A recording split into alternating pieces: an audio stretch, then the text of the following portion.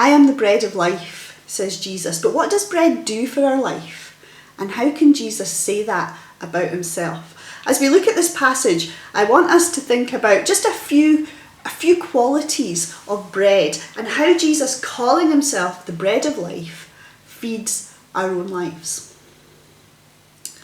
First of all, I want us to think about energy. Food is our source of energy. The right food allows us to function properly, to have good, balanced energy.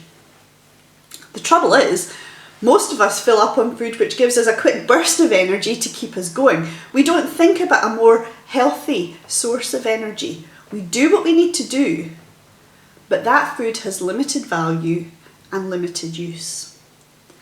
And possibly it's the same for us spiritually.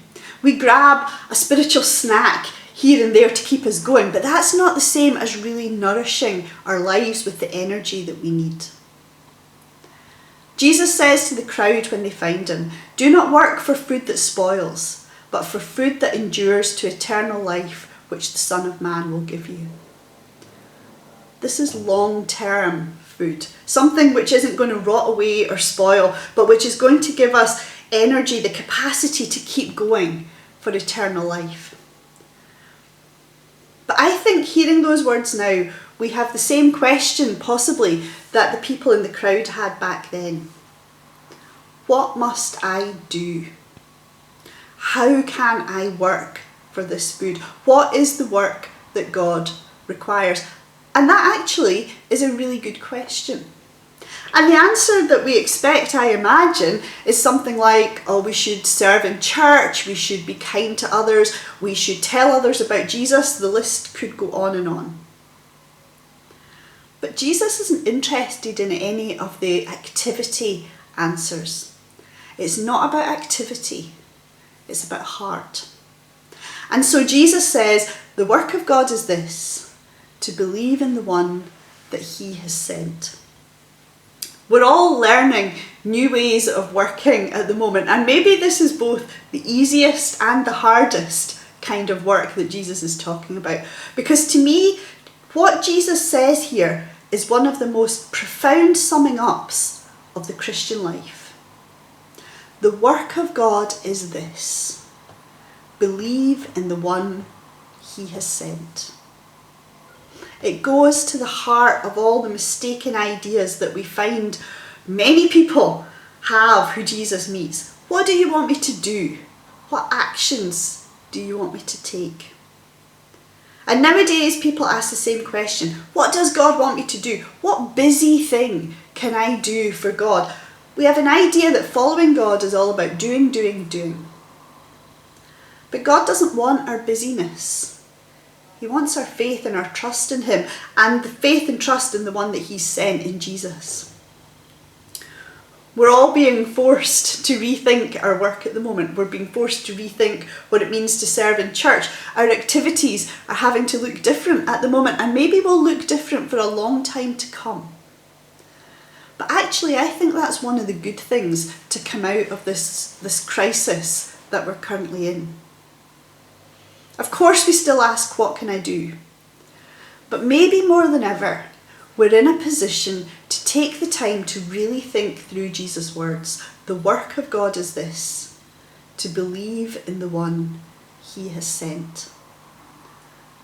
Believing in the one that God has sent, believing in Jesus, isn't a passive thing. It requires a bit of effort on our part. After all, Jesus is talking about the work of God, and we know that work takes effort. That work of faith comes from getting to know him more, from reading in his word, basing our lives on prayer, seeking him, knowing his commands, living out his commands, and all that before we get on with the busy stuff.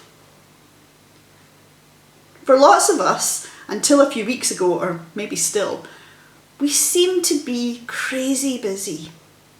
And yet for many of us, we are incredibly dissatisfied with the result of all that busyness. To use Jesus' analogy, the food we work for isn't bringing us energy, it's draining us of energy, actually. I think what Jesus is saying here is about getting our priorities right. We all work away on different things in life, and I hope that we view that the things that we do each day, whether it's work, whether it's studies, whether it's being with family, I hope we see these things as valuable to God. Likewise, a lot of people serve in church, and that's great. All of those things are good. But in the work we do, in the life we live, in the serving in church, that shouldn't be the starting point. The work we start with is believing in God. And from our faith in God, we prioritise our working life, our studies, our family, our socialising, our relationships, everything.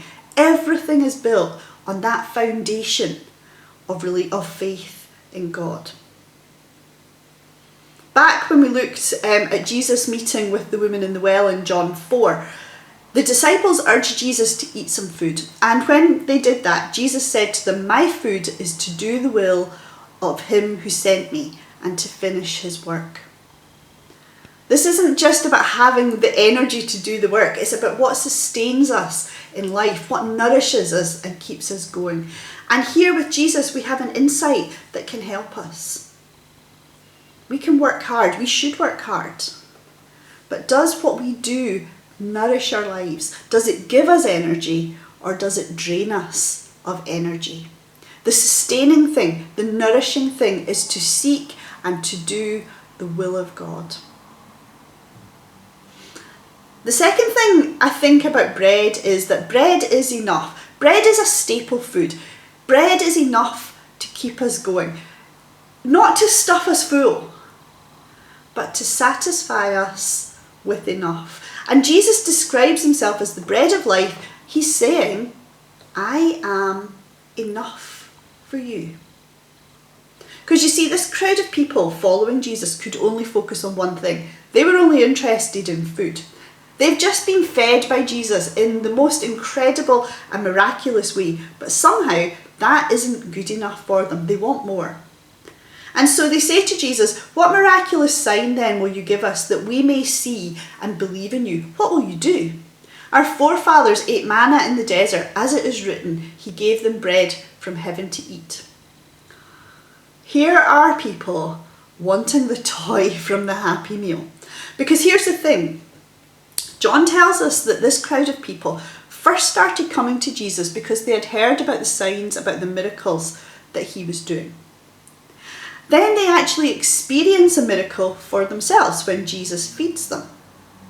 But somehow, none of that is enough. They are greedy and they grasp for more. And they remind Jesus about an ancient story of God's people. You find it in Exodus 16. God's people had been freed from slavery in Egypt. They were following Moses through the desert, and then they got hungry. And they started grumbling and complaining. They thought they were better off as slaves because they had nothing to eat now in the desert. And God hears their complaining and miraculously provides them with bread to eat called manna. And every morning they woke up to manna all around them on the ground. It was this incredible provision by God, really practical provision, that sustained them on their journey in the desert. God provided enough, and manna kept people going. But the crowd here in John 6 have completely missed the point. God's provision is not just about full stomachs, although he does care about our physical needs. It's also about showing people who God is. It's God who is enough. It's God who gives enough.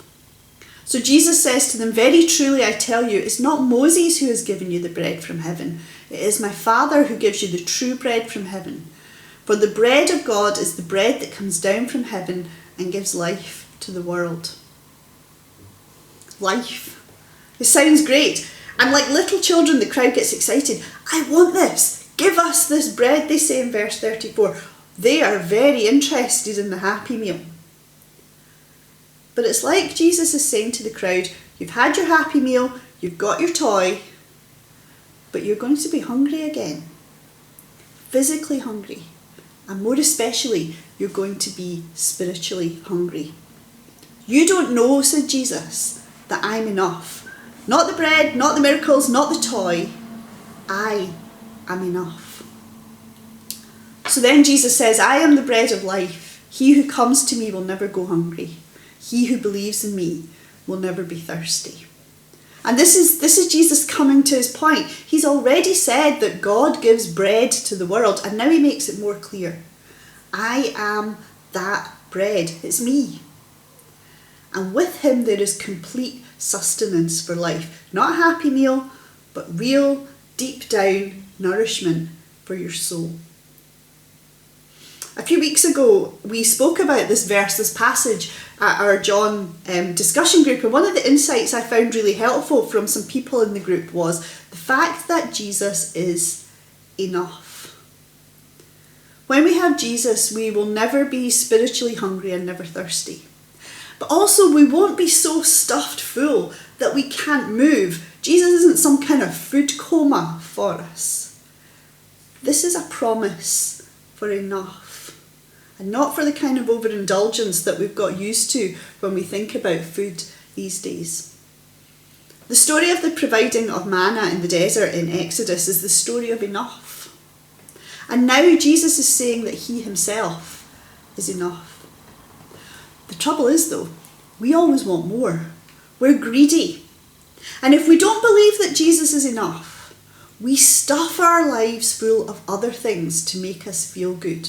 We seek our security and our strength and our sustenance from all sorts of other things like money, different spiritualities, self-help, our work, our relationships. The list could go on. Jesus says, I am the bread of life. I am enough. Don't stuff your lives with the things that are ultimately going to make you groan. And that brings us to the last thing I think that bread does. Bread sustains us. Bread, in Jesus' time, bread was the most staple, the most basic of food. Jesus says that he is part of the staple diet for life. He is as important for life as most basic food. He is an essential.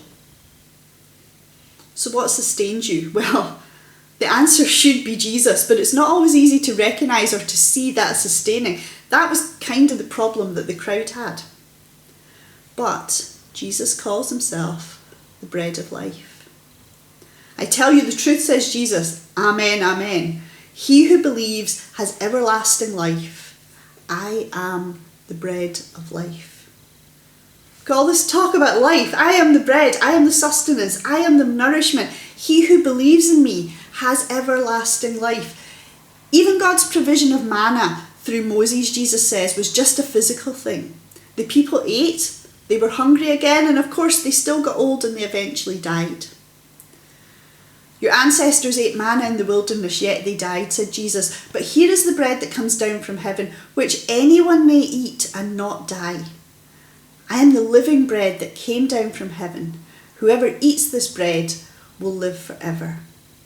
Jesus is as important as our most basic sustenance. And day by day we need to take on this sustenance. We eat breakfast every day for physical sustenance. What do we do for spiritual sustenance every day? Things like read our Bibles. Things like pray. What sustains you? What keeps you going? Are you just interested in the showy stuff that Jesus can do? Or are you sustained by something deeper than that? Something which keeps you going no matter your circumstances, no matter what's going on round about you. Do you recognise that knowing God and Jesus is where true life is to be found? But this sustenance comes at a price. All this talk about bread, maybe sounds like cheap food. You can go into any shop and buy bread. But this bread that Jesus talks about may be the most basic sustenance, but it's also the most costly. I'm the living bread that came down from heaven, he says. Whoever eats this bread will live forever. This bread is my flesh, which I will give for the life of the world. We can laugh a bit about talking about happy meals and better food, and we can smile at the crowd racing around trying to get more food from him because they were greedy. But this passage also reminds us of the cost. for you and for me to have life, real life. Jesus gave up his life. There's a couple of places in John 6 where Jesus starts to explain the kind of eternal view here. In verse 40 he says, "For my Father's will is that everyone who looks to the Son and believes in him shall have eternal life, and I will raise them up at the last day." And then later, "Very truly I tell you, the one who believes has eternal life. I am the bread of life." Bread, nourishment, is what sustains life. And feasting on this costly bread gives us the nourishment of eternal life, life under the rule and reign of God. Bread and life go hand in hand in this passage. We know that bread is a staple food essential for life. And in this passage, Jesus tells us that he is our staple spiritual food. All the nourishment we need for our lives, for really living our lives, is a strong and intimate faith in Jesus. Not a kind of wishy-washy, yeah, I trust in faith, which looks for the toy and the happy meal. Paul Louis Metzger says, "We are what we eat. If we feed on Jesus and identify completely with him, we will become like him." Jesus doesn't promise us free fast food happy meals, but he does promise to lead us into freedom through the joyful meal of exchanging our life for his, drinking from his cup and feasting on him in his word and faith. We are what we eat. This is as true spiritually as it is physically. What do we feed our souls with? Do we look for the quick snack solutions to the deep questions of life? Maybe even seeing faith in Jesus as a quick snack, only good when he's doing what we want him to do or doing what we expect of him. Jesus is the bread of life. He is nourishment for our souls, and that nourishment comes as we draw closer and closer to him, and as we realise that life is found only in him.